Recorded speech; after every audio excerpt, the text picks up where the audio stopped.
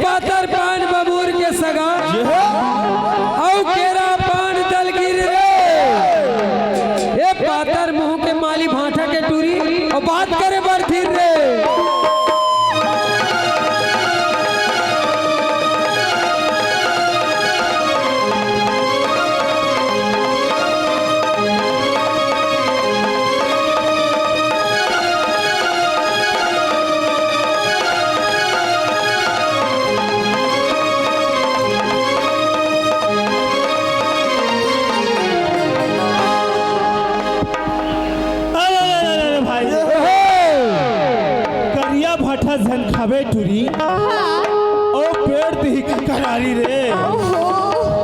करिया भाटा संग खावे टूरी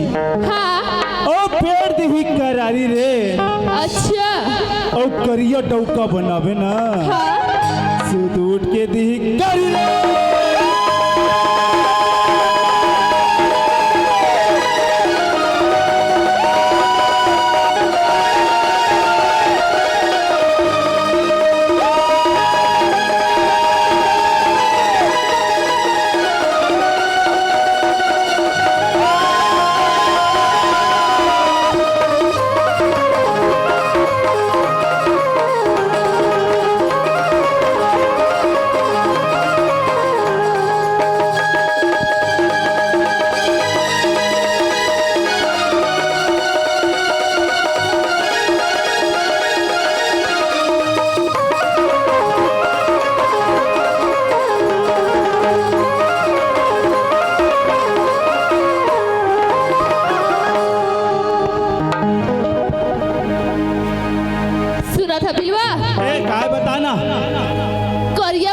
अच्छा ओरा तो मई में बखार रे कबले खाता सरे काली ले अच्छा हाँ ए ठुरी काए ए बता काए करिया भाटा खथस कि पर्रा करिया भाटा सुनना काए बोलना तोला करिया भाटा खाए की मन होही ना आ जाबे हमर बारी मां मैं कबर तुम्हार बारी में जाऊं हमर नाप पर के बाजार है ना अच्छा वो जाऊं खाए बर ए काए बाजार के भाटा हना छी के गिलगिला हो जा रहे थे रे अच्छा और हमार बारी के भाटा है ना हाँ एकदम ताजा है देखे ना हिचकी आगे करिया भाटा खाऊं रे टूरा हाँ ओला तो हूँ मई में बखार रे अच्छा करिया भाटा खाऊं रे टूरा ओला तो हूँ मई में बखार रे ओ सुना था बता ना तोर जैसे बिलवा टाव का बनहू ना ता का होही रे इस बेटा में सुधार दूरे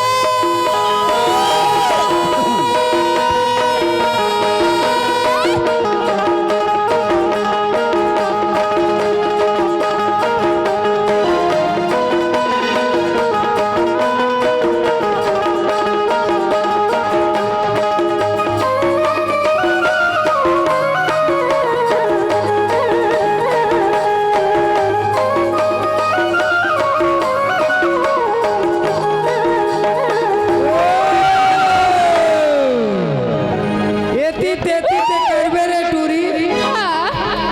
और बांधू